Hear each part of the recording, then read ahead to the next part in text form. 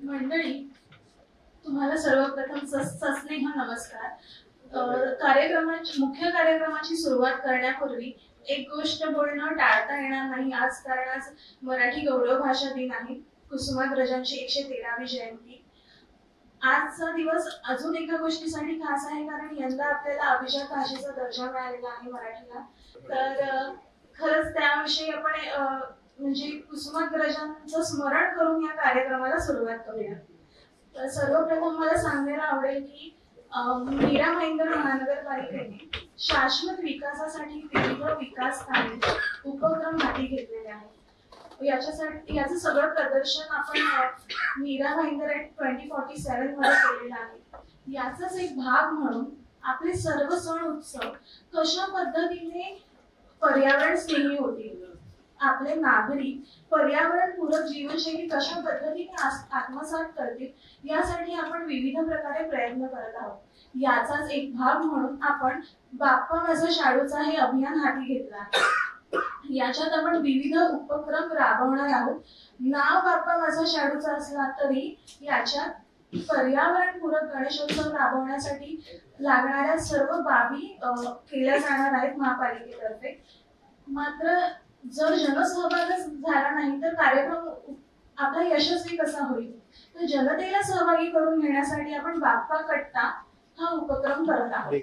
तर बाप्पा कट्टामध्ये आपण वेगवेगळ्या पर्यावरण तज्ञांना बोलावून या विषयावर चर्चा घडवून आणणार आहोत आणि व्हिडिओद्वारे, वृत्तांद्वारे किंवा नागरिकांना थेट बोलावून आपण त्यांच्यासोबत चर्चा करून आपण ही माहिती सर्वांपर्यंत पोहोचवणार आहोत, जेणेकरून पर्यावरणपूरक गणेशोत्सव मीरा भाईंदर मध्ये यशस्वीरित्या साजरा होईल. तर प्रत्येक वेळेला यशस्वी म्हणजे काय, तर बाबा या 100% असं तर नाही होणार, पण हळूहळू प्रयत्न करून थेंबे थेंबे तळे साचे या पद्धतीने आपण हा उपक्रम यशस्वी करण्याचा प्रयत्न करणार आहोत. तर मी आपल्याला या कार्यक्रमासाठी वक्ते आणि पाहुणे म्हणून लाभलेले आहेत पर्यावरण तज्ञ रोहित जोशी, यांच्याविषयी सांगू इच्छिते. तर रोहित जोशी हे येऊर एन्व्हायरमेंट सोसायटीचे संस्थापक अध्यक्ष आहेत. त्यांनी ठाण्यातील वृक्षसंपदा, तलाव, खाडी, पाणथळ जागा, येऊरचे जंगल आदींच्या संवर्धनासाठी सातत्याने कार्य केले आहे. तर आता एकूणच आपण पारंपरिक सण उत्सव, सद्यकालीन स्थितीत त्याचं बदललेलं स्वरूप आणि त्याच्यामुळे होणारा परिणाम यावर एक थोडक्यात प्रकाश टाकावा, एक इतिहास ते आता असं थोडंसं.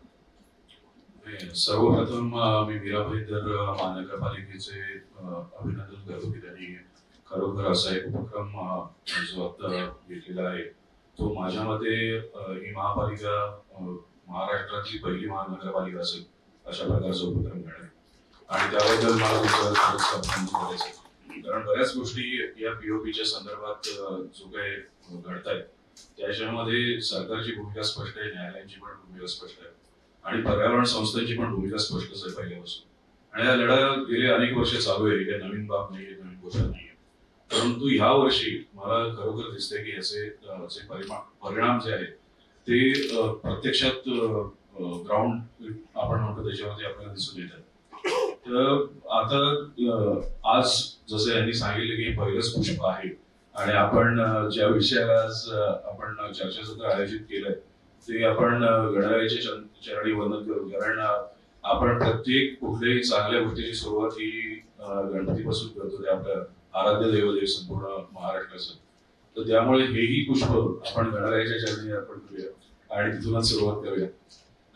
आता हा जो इतिहास तुम्ही विचारलात, तर इतिहास फार प्राचीन आहे. म्हणजे आपण महाराष्ट्रामध्ये गणेशोत्सव कधीपासून सुरू झाला, गणपती गणेशोत्सव सार्वजनिक नाही म्हणते मी, तर त्याचे संदर्भ फार प्राचीन आहेत. म्हणजे स्कंद पुराणामध्ये ज्या वेळेला श्रीकृष्णाने धर्मराजाला सांगितलं होतं की तू सिद्धिविनायकाची पूजा कर, म्हणजे महाभारत कालीन झालं, म्हणजे थोडक्यात 5000 वर्षापासूनची परंपरा आहे असं म्हणायला काही हरकत नाही.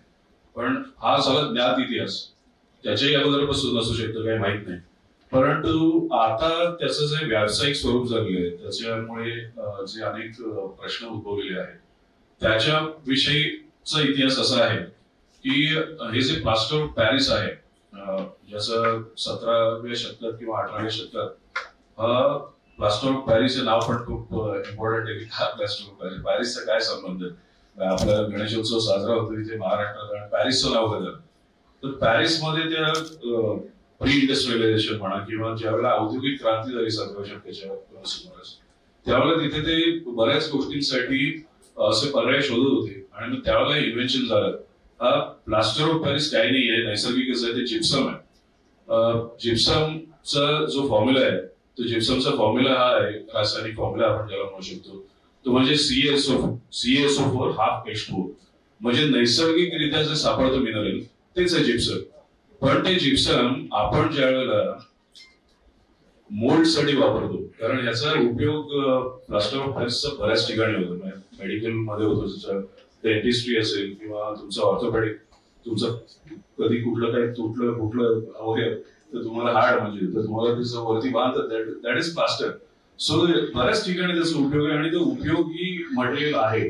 फक्त त्याचा प्रॉब्लेम काय झाला आहे की हे प्लास्टर ऑफ पॅरिस ज्या वेळेला तुम्ही गणपतीचे किंवा कुठे मोल्ड बनवण्यापूर्वी त्याला तुम्ही आधी 300 डिग्री फॅरनहाइट पर्यंत तुम्ही तापवता. ते तापवल्यानंतर त्याची पुट्टी बनते, म्हणजे त्याची पावडर बनते आणि ते पावडर फॉर्मला तुम्ही पुन्हा ते मोल्ड करण्याकरता, पेस्ट बनवण्याकरता त्यामध्ये तुम्ही पुन्हा पाणी ऍड करता, वॉटर ऍड करता. सो त्यामुळे ते जेव्हा पुन्हा सॉलिडिफाय होतं मग त्यानंतर ते विरघळणं खूप कठीण आहे. आणि आपल्याकडे सगळ्या जो प्रॉब्लेम सुरू झाला ना तो इथूनच सुरू झालाय की आपल्या मान्यतांप्रमाणे, हिंदू धर्मातल्या मान्यतांप्रमाणे याचं विसर्जन नैसर्गिक प्रवाहात कुठेतरी करावं किंवा वाहत्या पाण्यात करावं. याच्यामुळे त्या पीओपीच्या मूर्ती या आपल्या नैसर्गिक स्रोतात जायला लागल्या.